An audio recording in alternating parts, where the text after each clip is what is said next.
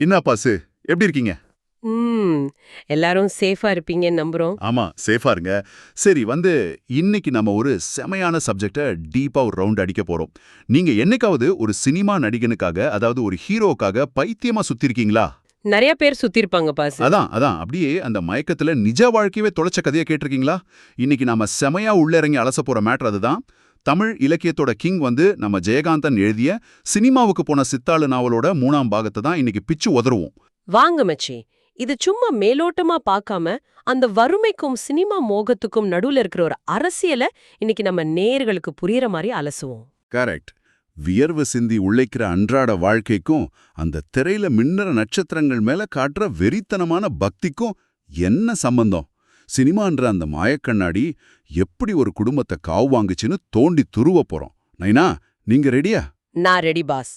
நேயர்களே, இது வெறும் ஒரு புருஷன் மண்டாட்டி சண்டை கிடையாது. இது ஒரு பெரிய சைக்கலாஜிக்கல் கேம்.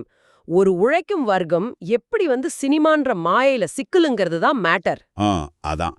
இப்ப கதையோட பேக்ரவுண்டுக்கு போயிடும். இதுல செல்லமுத்துன்னு ஒரு ரிக்ஷாக்காரன் நைனா. மனுஷன் பகலா சவாரி அடிச்சு துட்டு சம்பாதிக்கிறான். அவனோட உலகம் பூரா அவ பொண்டாட்டி கம்சல தான். ஆனா கம்சலைக்கு யார் மேல உசுருன்னு சொல்லுங்க. அவளுக்கு அவளோட வாத்தியார் மேல உசுரு. வாத்தியார்னா நிஜ வாத்தியார் இல்ல, அவளோட சினிமா ஹீரோ. அந்த ஆள் மேல அவ்வளோ ஒரு வெறித்தனமான மோகம். ஒரு நாள் இந்த சினிமா மேட்டர்னால புருஷன் பொண்டாட்டிக்கு செம்மையா சண்டை வருது.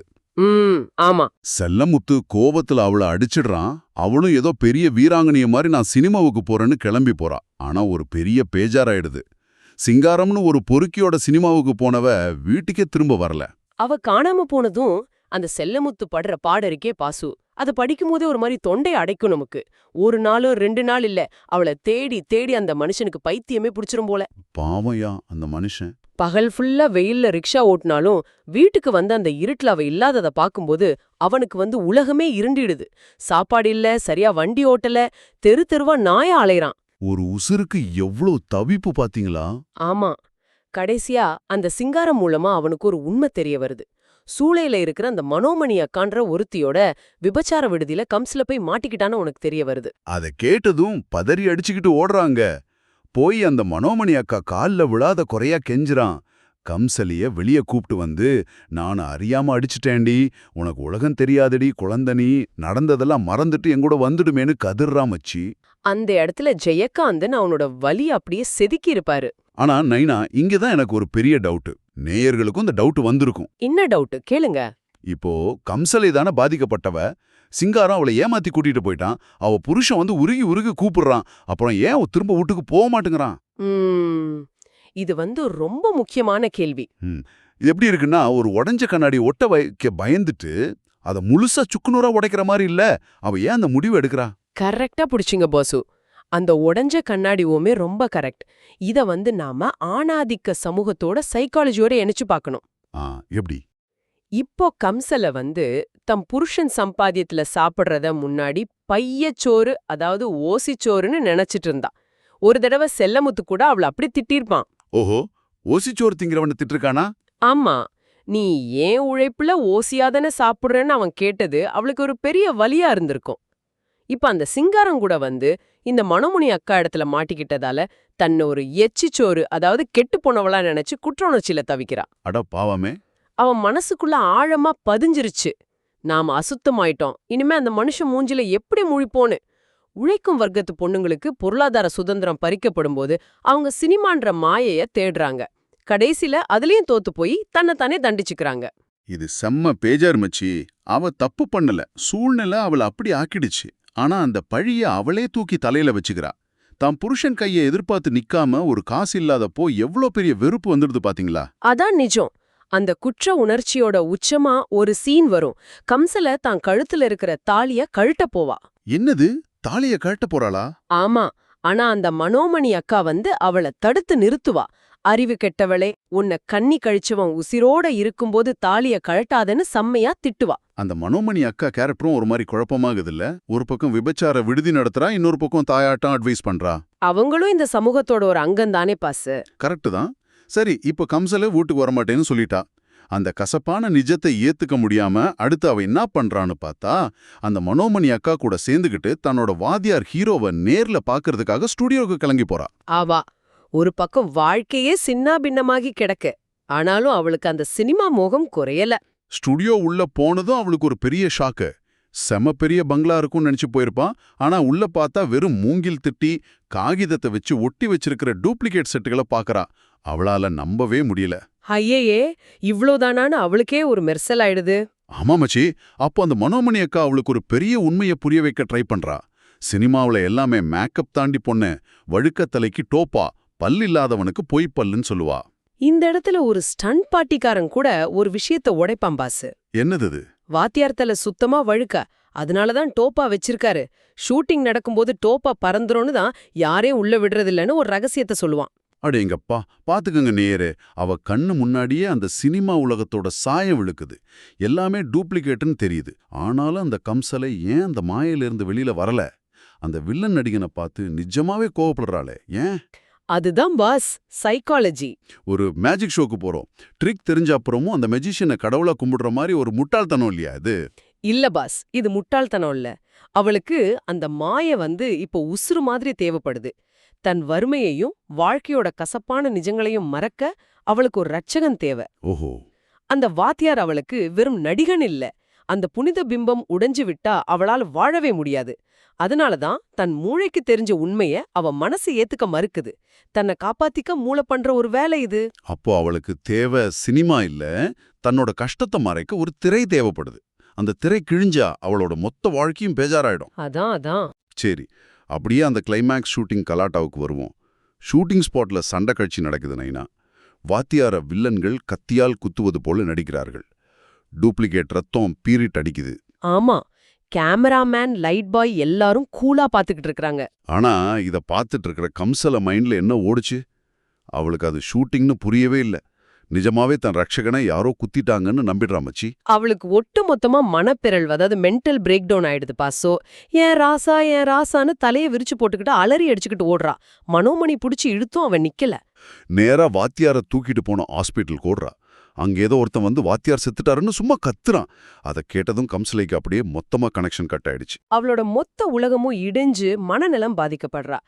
தன்னோட ஒரே பிடிமானமா இருந்த பிம்பம் இறந்துட்டான்னு நம்பின நிமிஷம் மூளை நிஜ உலகத்தோட தொடர்பை முழுசா கட் பண்ணிடுது. அட பாவமே. அப்புறம் என்னாச்சு? எந்திரிச்சு நடக்கிறா, பைத்தியம் பிடிச்ச மாதிரி சிரிக்கிறா. ஒரே முறைதான் உன்னோட பேசி பார்த்தேன்னு அவனோட பாட்டை பாடிட்டே நடக்கிறா. அவ முழுசா அந்த மாய உலகத்துக்குள்ளேயே போயிடுறா பாசு. அவரை பொறுத்த வரைக்கும் அவ இப்போ இந்த உலகத்துல இல்ல. நேரே இப்போ இந்த கதையோட உச்சகட்ட சீனுக்கு வர்றோம். ஒரு மாசம் கழிகிறது. நம்ம மெரினா பீச் ரோடு, அந்த கண்ணகி சிலைக்கு பக்கத்துல ஒரு பெரிய கூட்டம் நின்னு வேடிக்கை பார்த்துக்கிட்டு இருக்கு. செல்லமுத்து அந்த வழியா சவாரி தேடி வர்றான். கூட்டத்தை எட்டி பார்க்கறான்.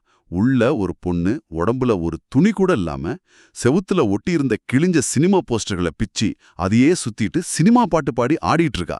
அது யாருன்னு பார்த்தா கம்சலா. இது எவ்ளோ பெரிய ட்ராஜடி பாத்தீங்களா பாசு? அந்த காகித போஸ்டர்களை உடுத்தி இருக்கிறது அவளோட பிம்ப வழிபாட்டோட உச்சம். ஆமா மச்சி, தன் நிஜ அடையாளத்தை முழுசா அழிச்சிட்டு தன்னோட வறுமை வலி எல்லாத்தையும் அந்த காகித போஸ்டுக்குள்ள மறைக்க பாக்குறா. செல்லமுத்துக்கு இத பார்த்ததும் நெஞ்சே வெடிச்சிடுது. என்ன கோலம் இதுன்னு கதறான். தாங்க முடியாம கண்ணீர் விடுறான். அவளை புடிக்க ஓடுறான் நைனா. ஒரு புருஷனுக்கு எவ்ளோ வலியா இருக்கும் அது. கண்டிப்பா. கடைசியா அவள ஒரு புது வாத்தியார் போஸ்டர் பக்கத்துல மடக்கி பிடிக்கிறான். ஆனா அவனை அடையாளம் கண்டுபிடிக்கல. நீதானே அவரை கத்தியால குத்துனேன்னு அவனை அடிக்கிறா, கடிக்கிறா. அவனை அந்த ஷூட்டிங்ல பார்த்த வில்லனா நினைச்சுக்கிறா. அந்த இடத்துல செல்லமுத்து பண்ற ஒரு விஷயம் இருக்கு பாசு.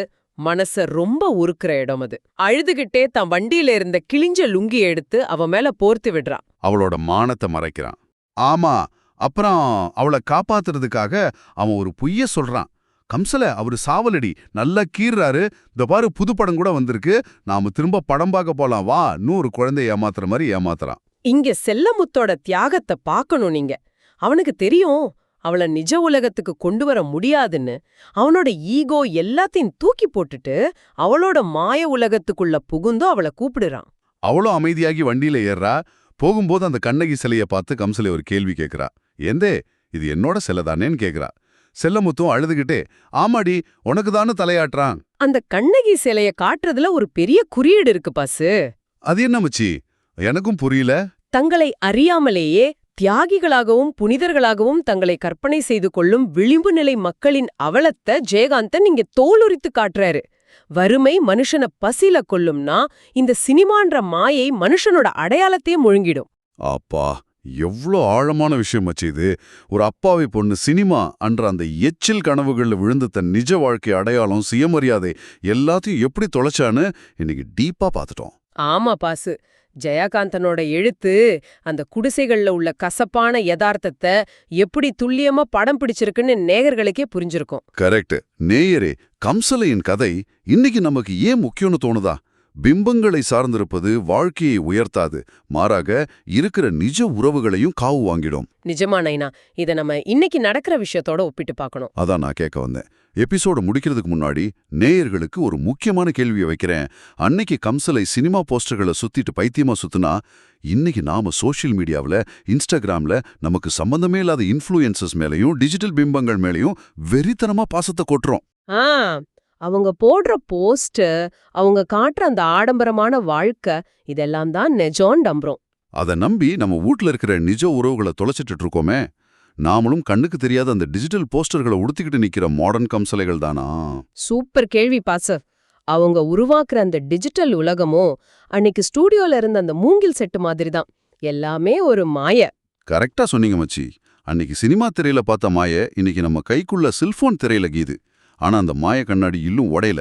அந்த உடைஞ்ச கண்ணாடியை நாம ஒட்ட வைக்க போறோமா, இல்ல சுக்கு நூறா உடைச்சிட்டு நிஜ உலகத்துல வாழ போறோமாங்கிறது நம்ம கையில தான் இருக்கு. யோசிச்சு பாருங்க நேயர்களே. செமையா சொன்னீங்க. யோசிச்சு பாருங்க பாசு. மீண்டும் அடுத்த ஒரு சூப்பரான அலசலில் சந்திப்போம். போயிட்டு வரோம் நைனா. சேஃபா இருங்க. பாய் நேயர்களே.